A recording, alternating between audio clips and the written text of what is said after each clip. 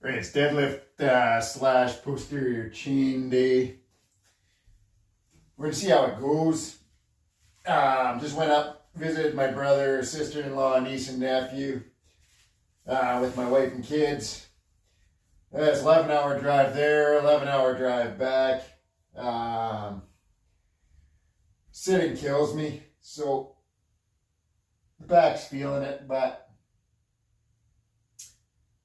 we're just gonna let how I feel sort of dictate how much weight I do. So I did something really stupid. I decided with my buddy Milos, I'm gonna start training captains of crush. Short-term goal, I want to get up to a 2 and eventually a 3. Started training negatives with a 2. Just jumped right into it. And I've got an insane case of tennis elbow now. I don't know if I strained something in my right forearm, but forearm and elbow are absolutely killing me. So we're wearing straps for everything, even the light sets. And hopefully a week or two it'll heal up.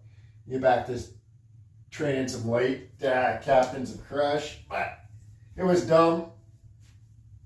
Something that, getting too old now, mid-40s, I can't have stupid injuries that negatively impact my regular workouts.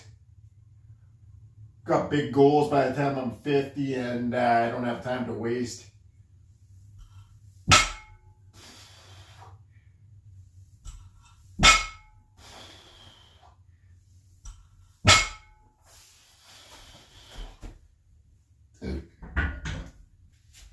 Plan is just to work up to probably triples on conventional deadlift.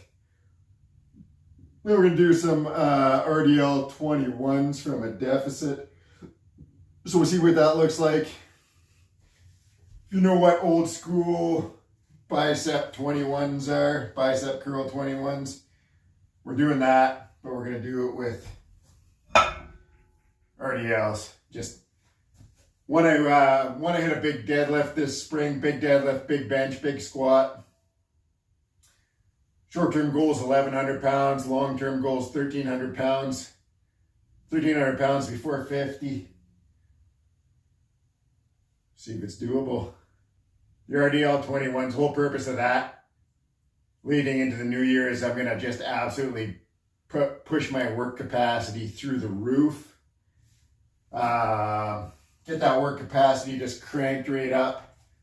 And then it makes the hard work easy later on. Let's see how 220 feels.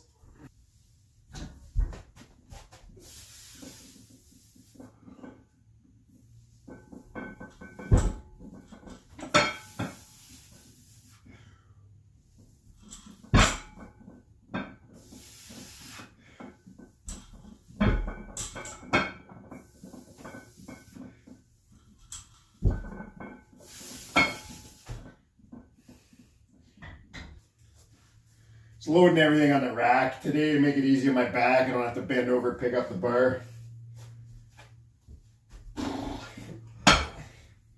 Gotta do what you gotta do to get the gains.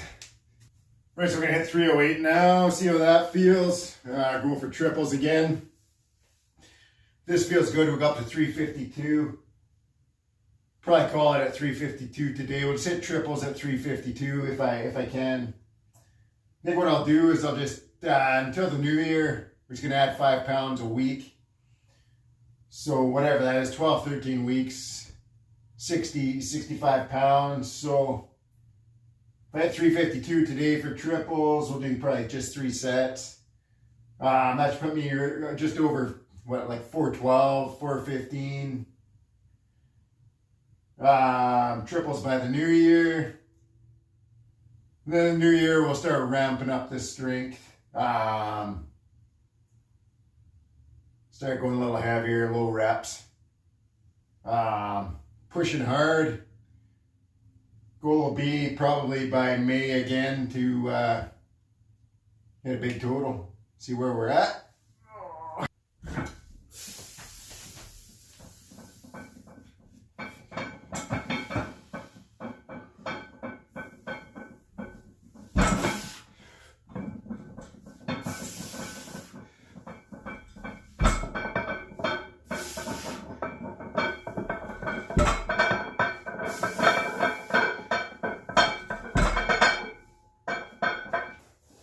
I'll jump up to 352.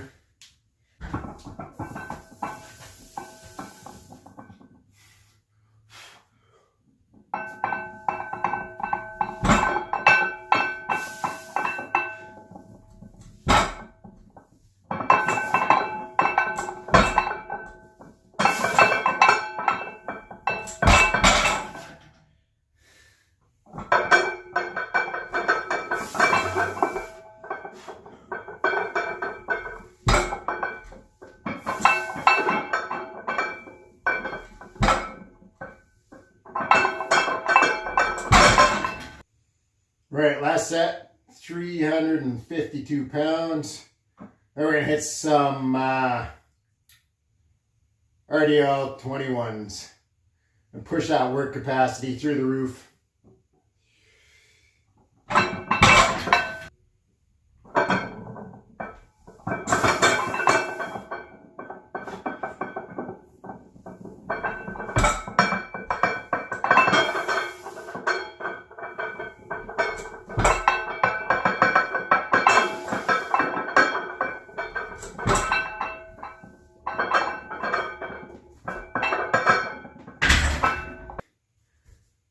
Thank goodness for straps. Elbow's so sore I can barely grip a bottle of water and take the lid off right now. But with the straps, deadlift's feeling okay. So we're going to strip it down to 220. And we'll see what happens. I did a set, I've only done this once. Did it at my brother's place with 225. And I didn't do any deadlifting before. At 225, I hit 7 reps at the bottom, 7 reps at the top. Only managed 5 reps through the full range of motion, so see how it goes. All right. Deficit RDL 21s. I've only done these once, but they are pure hell. Gonna pay off in the end though. Gonna push my work capacity through the roof. Last spring, I had a 421 pound deadlift. That was my max, up from 352. That was my starting point after back surgery. Went hard, 8 months, went up 70-ish pounds. So the goal this year is going to be to push up the deadlift at least another 50 pounds, 470, 476, somewhere around there. Gonna have to get this work capacity up. We're gonna have to get this just the lower back. We're gonna have to build the endurance to do it, to be able to train hard and heavy this spring. So let's do it.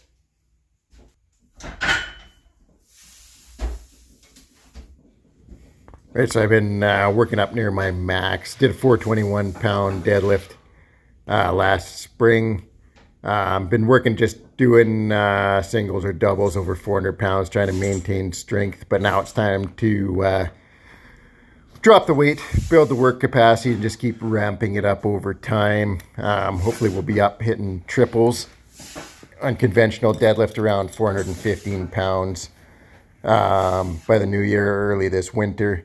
Same thing with the RDLs. We're going to just keep pushing up 5 pounds or so per week. Try to keep the reps high, and then we'll build up to a big deadlift this spring.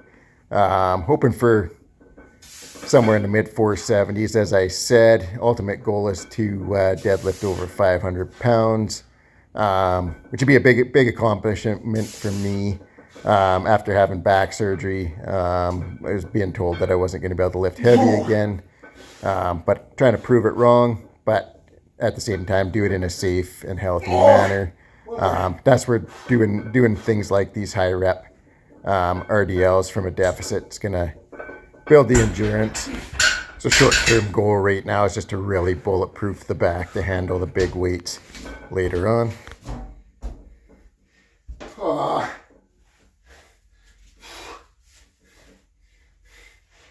Man, first 14 reps don't feel that bad, but after doing the first 14 and then you go that full range of motion, holy crap, is that ever fatiguing. Whew, my lower back, my glutes, Everything's just lit up.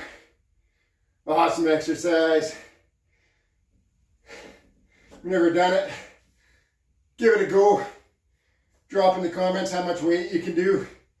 I'm a lightweight, 220. The goal is going to be to push it up to 300 pounds by spring. See if I can do it. Next week will be 225. 2 more sets to go. Let's do this. So another benefit to doing these high rep sets is just it's going to help me to just sharpen up my form. I watch a lot of Matt Wenning, and he says it basically takes tens of thousands of reps to get your form really, really efficient. So doing 3 sets of 21 plus the earlier deadlift work, you know, we're going to be closing in on probably 75, 80 reps on deadlifts in this session.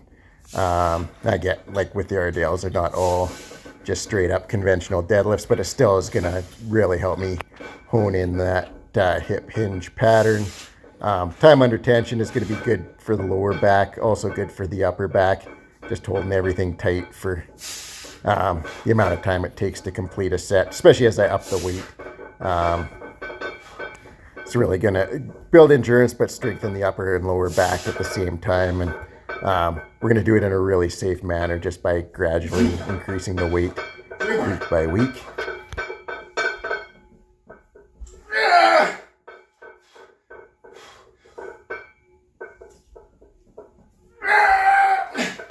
One more.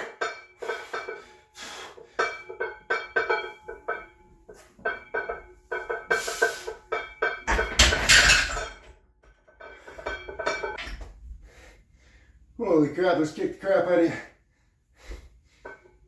It's gonna suck when I start doing heavyweight.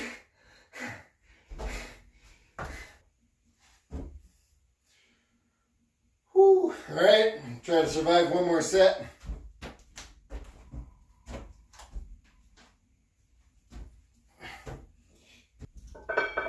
So just in general, if you do RDLs, you'll find obviously they work your hamstrings and your glutes really well. But standing on the platform doing the deficit, that bottom range of motion just hits your glutes absolutely differently than doing regular RDLs. My glutes are just burning by the end of the set. So that's really good. Super happy about that. Obviously, glutes are such a big, powerful muscle. They're really going to benefit my deadlift, but just overall, one thing, if you got back troubles, the stronger you can get your glutes, the more tension, the more stress it's going to take off your lower back in general. Same thing with like when I'm doing the reverse squats. A lot of people have really tight hip flexors simply because they're weak, and I include myself in that category. But since I started doing reverse squats, it's really helped my lower back get looser, carry a lot less tension there, not nearly as tight in my lower back. So things you don't necessarily think of. Everyone just thinks, oh, I got back pain, you gotta fix my back, gotta get surgery, gotta do lower back rehab. But a lot of time it's related to other things. All right, gonna go ahead and finish that one.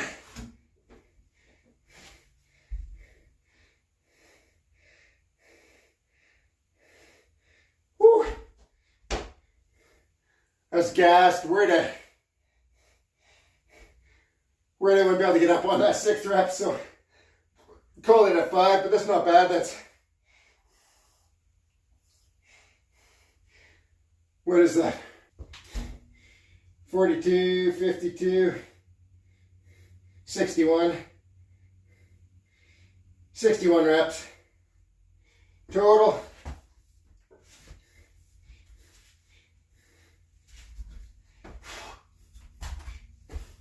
Try it again, think.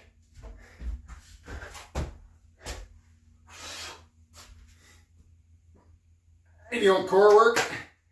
Woo! All right, go do some leg press in the other gym. Loving having the hack squat leg press combo.